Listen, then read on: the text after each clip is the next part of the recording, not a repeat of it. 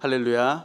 오늘도 이 새벽에 하늘로부터 임하는 은혜와 축복이 우리의 삶 속에 가득하기를 간절히 소원합니다. 예수님께서 이 땅에 계셨을 때 정말 많은 사람들이 예수님을 믿었습니다. 그리고 따랐습니다. 그러나 예수님의 권위를 인정하지 않고 사사건건 시비를 걸며 어떻게 하면 예수님의 권위를 무너뜨릴까 이렇게 도모하던 사람들이 있었습니다. 바로 이스라엘의 종교 지도자들이었습니다. 소위 리더라고 하는 이 사람들은 하나님의 말씀을 바르게 전하고 사람들을 바르게 돌아오게 하는 데에 별로 관심이 없었습니다. 오늘의 본문은 당시의 종교 리더들이 예수님을 향하여 의문을 제기하였고 이에 대해 예수님이 예시를 들어 말씀하신 내용입니다. 예수님이 말씀하시면서 하나님이 누구이신가를 자세하게 말씀하십니다. 오늘 본문 마태복음 21장 33절로 34절은 이렇게 말합니다. 다른 한 비유를 들으라.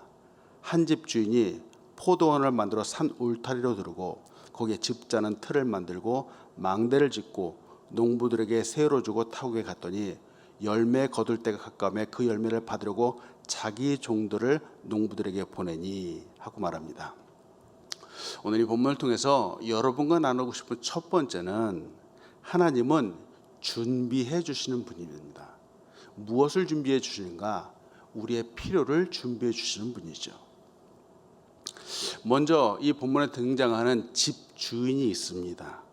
그런데 이 집주인의 모습이 바로 농부들을 향해서 자기가 하여한 농부들을 향해서 아주 너그럽고 그들을 존중해주는 모습의 사람으로 보여집니다. 먼저 이 주인은 포도원을 만들었습니다.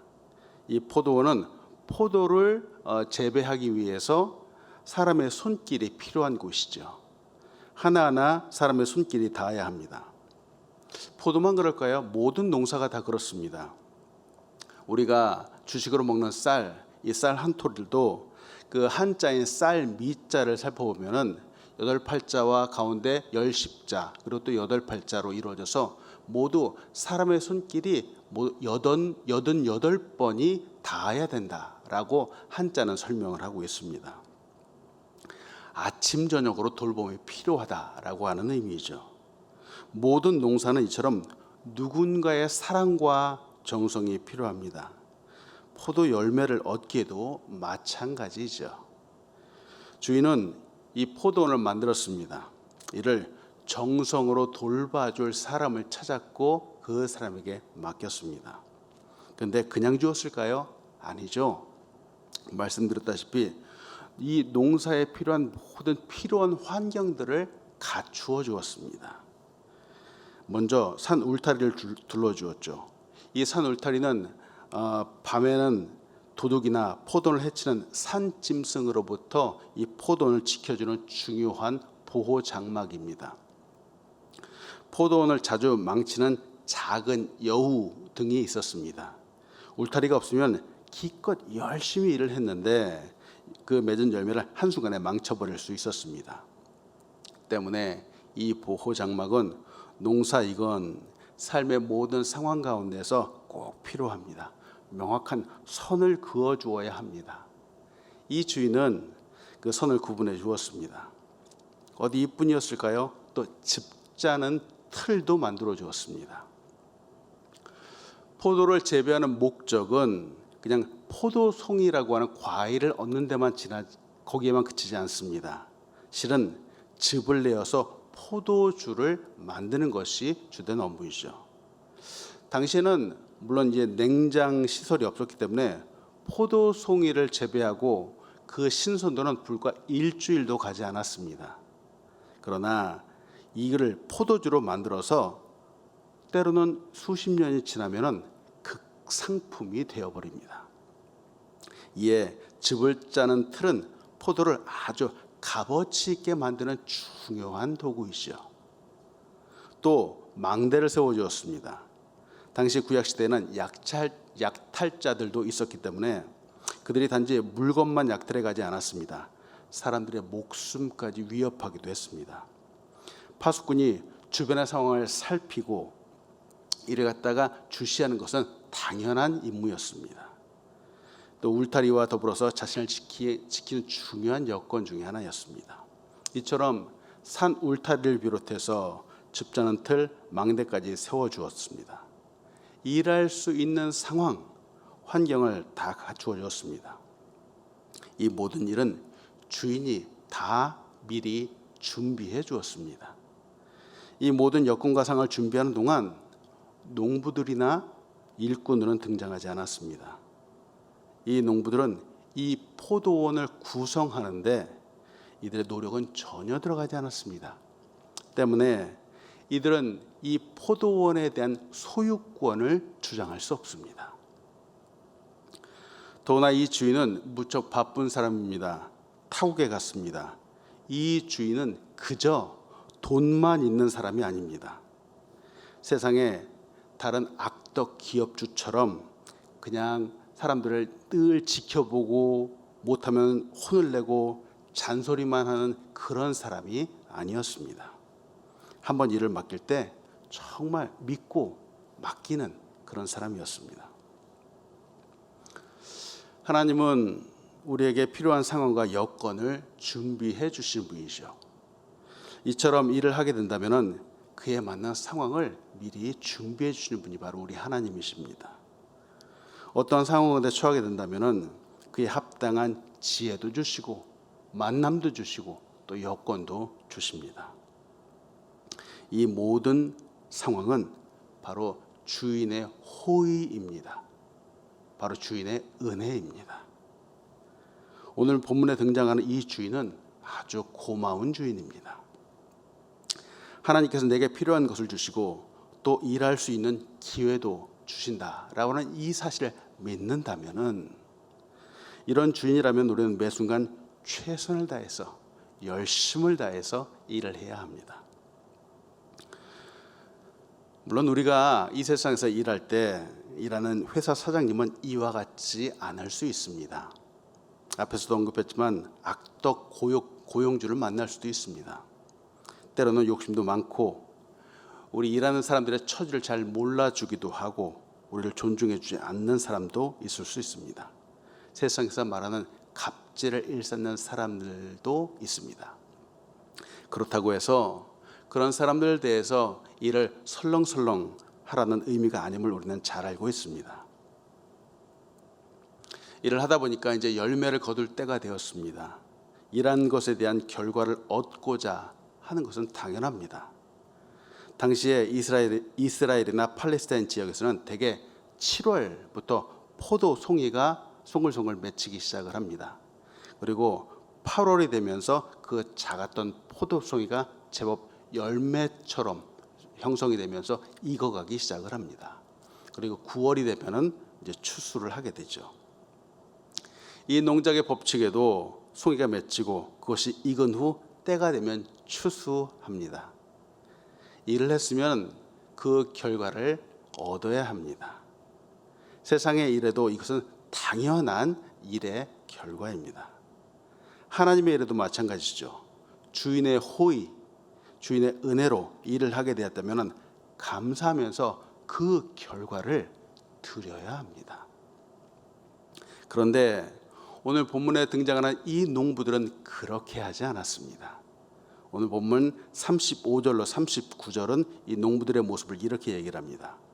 농부들이 종들을 잡아 하나는 심히 때리고 하나는 죽이고 하나는 돌로 쳤거늘 다시 다른 종들을 처음보다 많이 보내니 그들에게도 그렇게 하였는지라. 후에 자기 아들을 보내며 이르되 그들이 내 아들은 존대하리라 하였더니 농부들이 그 아들을 보고 서로 말하되 이는 상속자니 자 죽이고 그의 유산을 차지하자 하고 이에 잡아 포도원 밖에 내쫓아 죽였느니라. 참 안타깝죠. 참 놀랍죠. 오늘 이 본문을 통해서 여러분과 나누고 싶은 두 번째는 바른 생각의 선택이 바로 바른 미래를 결정한다는 것입니다. 바른 생각, 바른 마음은 반드시 그 결과를 바르게 만들게 됩니다. 반면 그릇된 생각의 결과는 심판으로 나타나게 되죠. 순간의 선택이 10년을 좌우한다라고 하는 한국의 유명한 모 회사의 광고 문구가 있습니다. 이 광고로 인해서 사람들의 그 신뢰를 얻게 되었습니다. 어린 시절 이 광고가 아직도 저의 머릿속에 남아 있습니다. 어린 시절도 이 광고를 들은 저는 집에서 보이는 이 회사 제품을 볼 때마다 야, 정말 10년은 거뜬하겠구나라고 하는 그런 생각을 가졌습니다. 그러면서 정말 선택하기를 정말 잘했다라고 생각했던 기억이 납니다. 강 목사님께서 쓰신 저서 마음의 정원을 가꾸는 지혜에서는 바로 이처럼 선택의 중요성에 대해서 이렇게 말합니다. 인생은 선택입니다. 인생은 선택으로 이루어집니다. 순간의 선택이 놀라운 결과를 낳습니다. 순간의 선택이라는 것은 곧 순간의 생각을 선택한다는 뜻입니다. 순간의 생각을 선택하는 것이 우리의 인생을 만듭니다. 그렇죠. 어떻게 생각하느냐에 따라서, 그 생각을 선택하느냐에 따라서 우리의 인생이 결정되기도 합니다. 농부들은 이 순간의 선택을 잘하지 못했습니다. 때문에 그들은 나중에 그 인생은 벌을 받게 됩니다. 진멸을 당하게 되죠. 우리를 위대하게 만드는 것도 바로 생각에서부터 출발합니다. 욕심으로 생각하면은 욕심장애가 되고, 정말 충성스러운 생각을 하면은 충성스러운 사람이 되는 것은 당연합니다. 주인이 1차로 종들을 포도원에 보내었습니다. 농부들은 바로 그 순간에 순간적으로 그릇된 생각을 하였습니다. 주인의 당연한 권리, 심지어 그 베푼 은혜를 원수로 갚는 생각을 합니다. 악한 생각입니다. 여기서 한 가지 보고 싶은 것은 이들만 그럴까? 아니요, 그렇지 않고요. 누구나 다 잠시 악한 생각을 할 수 있습니다. 그런데 사실 이 악한 생각만으로는 힘이 없습니다. 이 생각에 어떤 의미를 부여할 때 그 생각은 힘을 발하게 됩니다. 생각은 눈에 보이지 않습니다. 그저 단순한 생각뿐입니다. 그런데 그것에 의미를 부여해주고 뜻을 갖게 되면은 이것이 무서운 힘이 될 수 있습니다. 힘을 발휘합니다. 실체로 나타나게 되죠. 어떤 생각이 마음에 들어옵니다. 이때 그 생각을 무시하면 그 생각은 아무 힘도 내지 못합니다. 그러나 생각을 하다가 오해를 하고 잘못된 의미를 부여합니다. 또 거짓된 의미를 부여하게 되면 그것은 힘이 되어버립니다. 악한 결과를 나타나게 되죠. 어느 집사님과 통화를 합니다. 그런데 갑자기 급한 일이 있다고 용건도 다 말하지 못하고 전화를 끊게 되었습니다. 전화가 또 올 줄 알았는데 전화가 오지 않는 겁니다. 그러면은 보통 우리는 무슨 급한 일이 있는가 보다라고 이렇게 생각을 하면 되는데, 그날 밤 생각을 하다가 좋지 않은 의미를 하나하나 넣어보기 시작합니다. 내가 미워서 다시 전화를 하지 않은 걸까? 아니야. 지난번에 자리를 맡아달라 그랬는데 내가 그거를 깜빡 잊어버려서 그래서 삐진 거야. 이런 생각도 해보게 되고요. 아니야. 지난번 새치기를 했다가 그것이 미워서 그랬을 거야. 이런 말도 되지 않는 의미를 그 생각 속에 불어넣기 시작하면은 정말로 이것이 커지고 커져서 악한 생각을 만들게 되고 악한 결과를 나타나게 되죠. 나중에 보면 정말 별것도 아닌데 말이죠. 그래서 이 생각은 우리가 생각하는 것에 또한 관련을 지을 때 힘을 발휘하게 됩니다. 우리가 하는 생각은 이렇게 의미를 줄 때뿐만 아니라 또한 관련을 지을 때 힘을 나타나게 되죠. 오늘 본문에서도 농부들이 그 아들을 보고는 서로 말을 합니다. 이는 상속자이다. 자, 죽이자. 그리고 그의 유산을 차지하자라고 말합니다. 악한 생각들이 하나 둘씩 모이고 서로 관련을 짓고 그 이유는 그 이후에는 아주 큰 힘으로 작용하게 되죠. 사람의 목숨을 빼앗고 자기들의 소유가 아닌 것을 도둑질하게 되고 강탈하게 되고 빼앗는 악한 힘을 만들었습니다. 어떤 생각을 어떤 사건과 관련 짓고 또 악한 누군가와 함께하게 될 때 이는 아주 큰 힘이 됩니다. 그 영향력을 끼치기 시작을 합니다. 이들은 악한 생각을 서로 도모하였습니다. 서로가 악한 생각으로 힘을 합쳤습니다. 때문에 생각에 늘 주의해야 합니다. 사탄은 우리가 이처럼 악한 모습 하나하나를 갖고 힘을 만들기 위해서 정말 눈동자같이를 지키고 있습니다. 근데 이와 반면에 이 세상에는 아직도 선한 생각으로 사람들을 돕는 아름다운 소리들도 있습니다. 간호사 백영심 씨의 이야기를 잠깐 드립니다. 한국인 간호사 백영심 씨는 지난 1990년 당시 28세의 나이로 김포 국제공항을 출발해서 아프리카 케냐로 의료 선교를 떠났습니다. 케냐에서 의료 선교를 하던 중 4년 후에는 이번에는 말라위로 그 봉사의 사역지를 옮겨서 의료 활동을 하고 있었습니다. 그래서 박영심 간호사는 무려 30년이 넘는 시간 동안 봉사를 하면서 그들을 섬겼습니다. 그의 이 섬김의 소식이 알려져서 얼마 전 한국에서는 성천상이라고 하는 귀한 상을 수상하게 되었습니다. 이 상을 수상할 때 이 백영심 간호사가 하는 말은 어렵고 힘든 사람들이 아프지 않도록 돕는 일에 인생 전부를 걸어도 아깝지 않다라고 말했습니다. 어린 시절에 가난하게 지냈습니다. 근데 이 여인의 선한 생각이 정말 더 어려운 사람들을 돕고자 하는 마음으로 생각되었고 결국은 기적이 되었습니다. 결국 이 선한 생각을 한 여인으로 인해서 2008년에 아프리카 땅에 큰 병원이 세워졌습니다. 이 병원 때문에 연간 20만 명이 치료를 받게 되었습니다. 이 선한 생각이 가져온 아주 놀라운 기적과 같은 결과입니다. 악한 생각이 또 다른 악한 생각과 연결되면 이는 악을 도모하고 악을 행하고 악한 결과를 가져오게 됩니다. 그러나 반면 한 선한 생각으로 인해서 수많은 생명을 살리는 기적과 같은 일이 벌어지기도 합니다. 하나님께서 우리에게 원하시는 생각이 이와 같은 생각, 이와 같은 마음, 그리고 이와 같은 행동이 아닐까요? 바로 선행이죠. 누가복음 6장 43절로 45절은 우리에게 이렇게 말합니다. 못된 열매 맺는 좋은 나무가 없고 또 좋은 열매 맺는 못된 나무가 없느니라.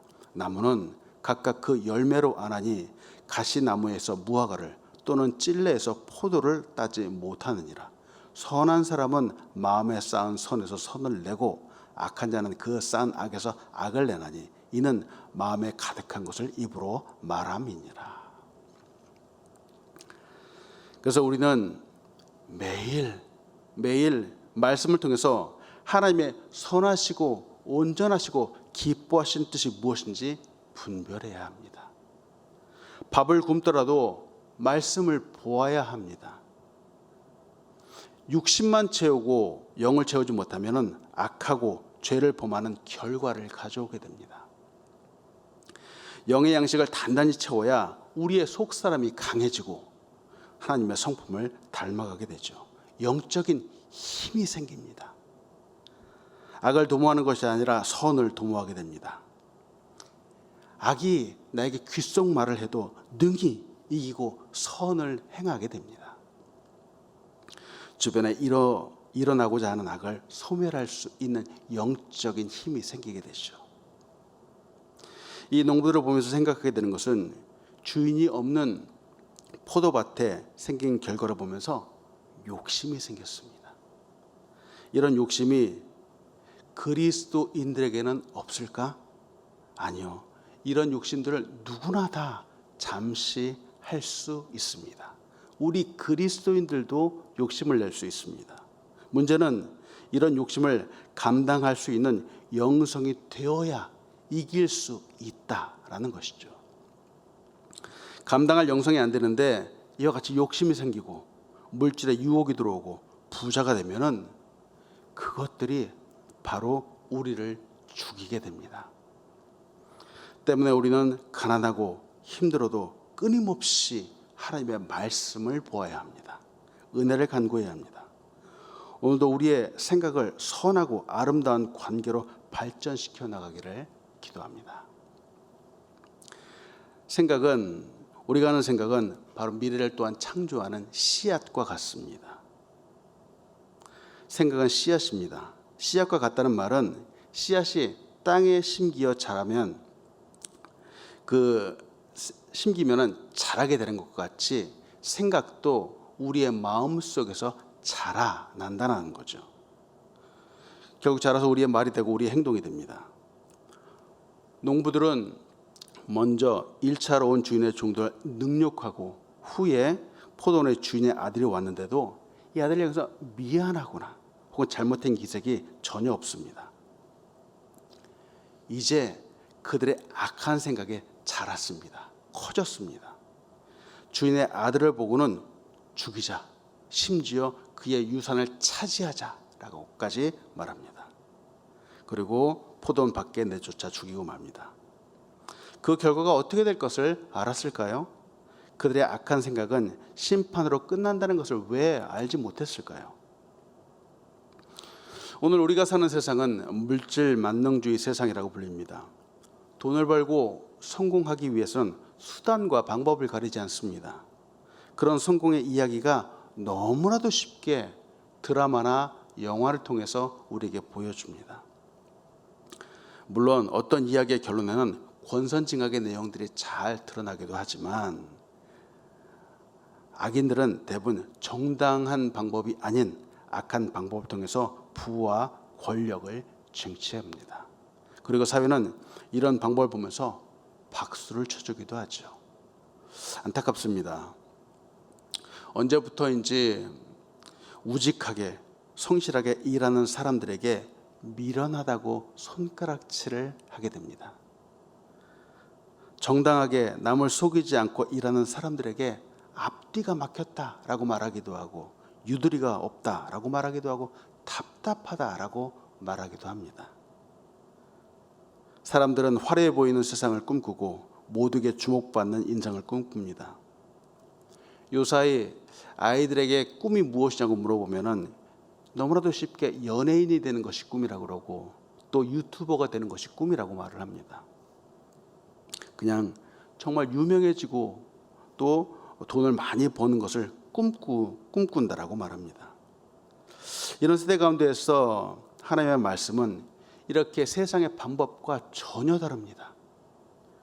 성공 노하우를 말하는 것 같지도 않아 보입니다. 하나님의 말씀은 이렇게 말씀하시죠. 높아지고 싶으면 낮아지라고 말합니다. 세상 사람들은 이해를 하지 못하죠.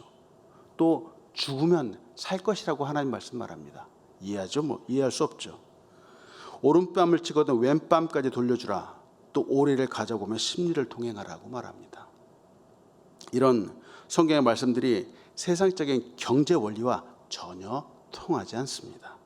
저들은 이해하지 못하죠. 세상이 주는 생각, 세상이 주는 것은 지금 당장만을 봅니다. 내일을 생각하지 않습니다.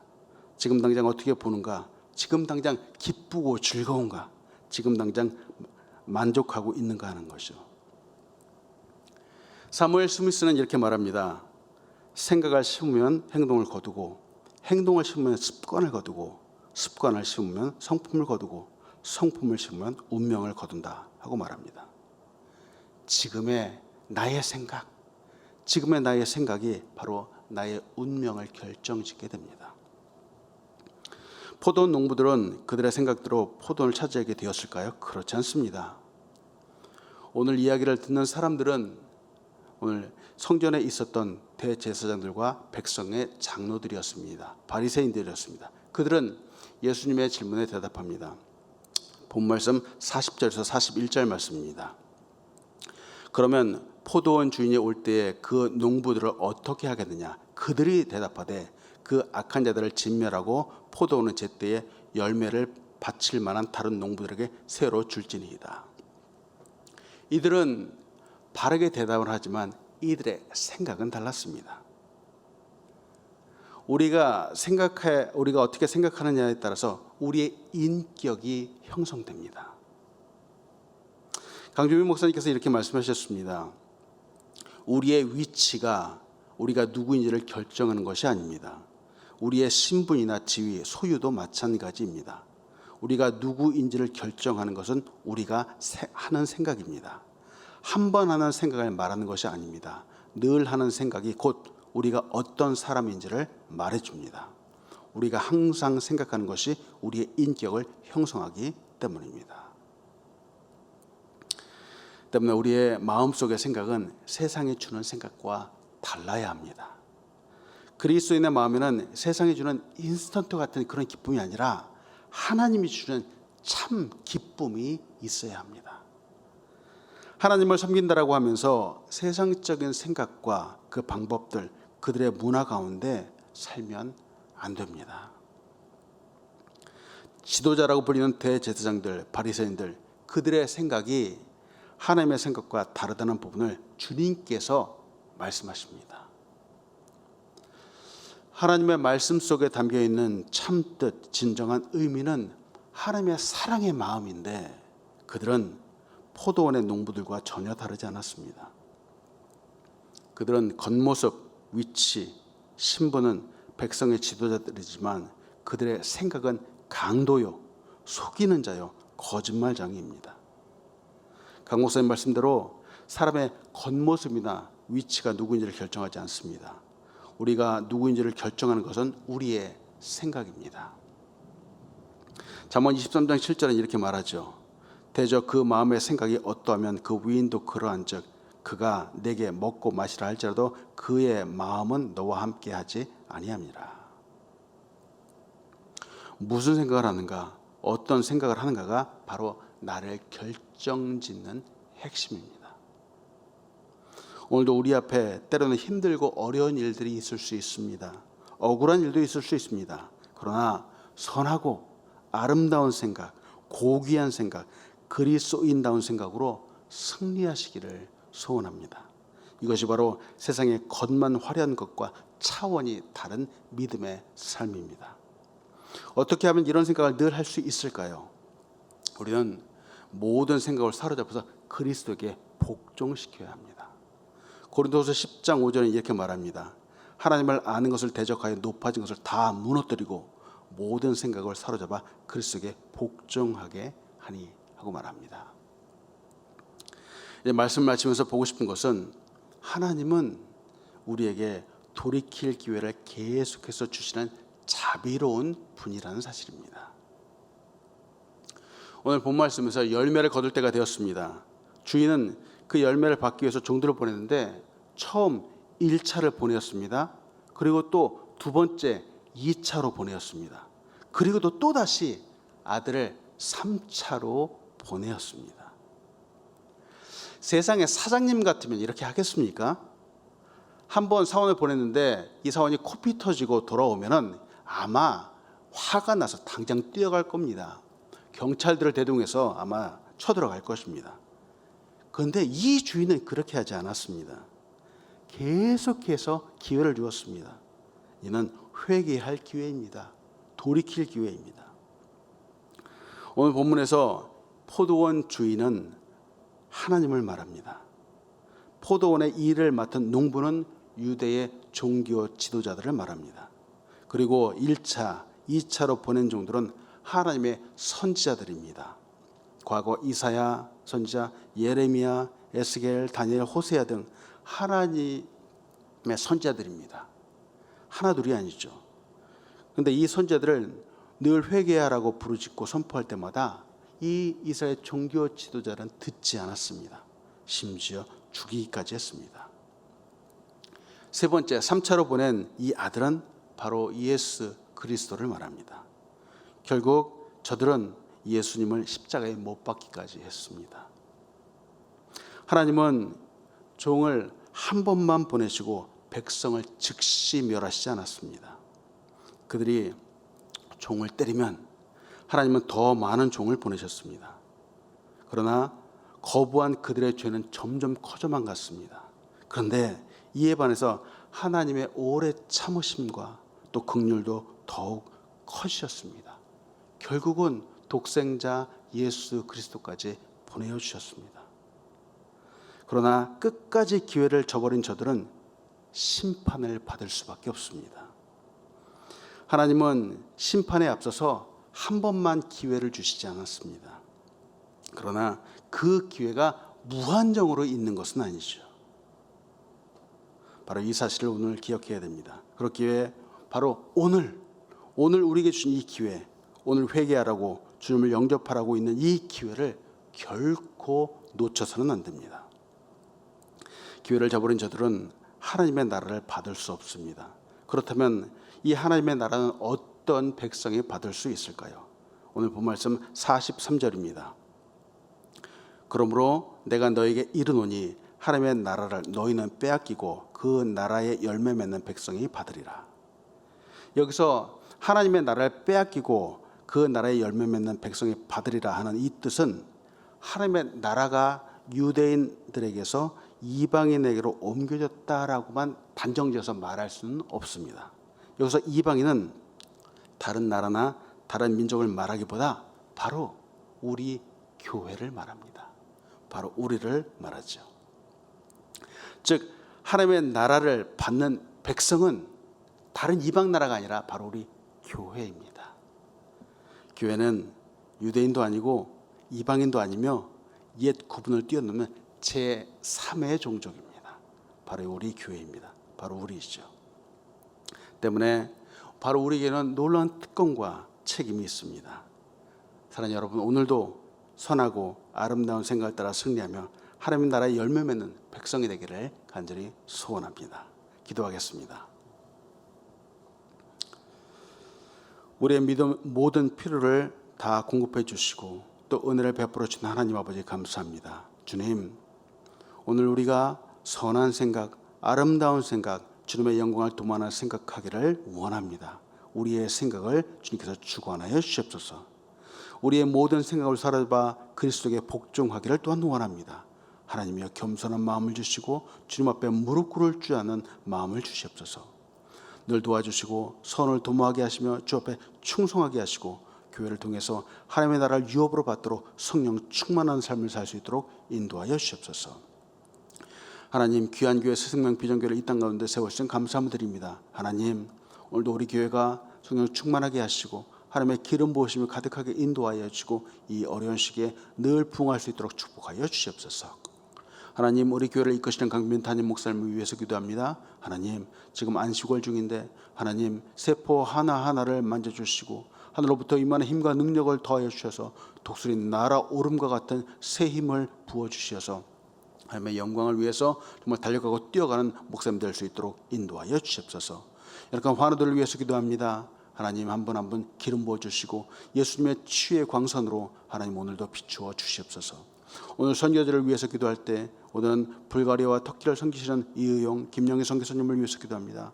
하나님, 터키 현지 공동체에서 하나님의 보호하심과 은혜가 가득하도록 인도하여 주시며 우리 김영희 선교사님 심장질환이 온전히 치유될 수 있도록 축복하여 주시고 새롭게 시작하는 이주민들을 위한 사역들이 잘 정책될 수 있도록 하나님 기름 부어 주시옵소서.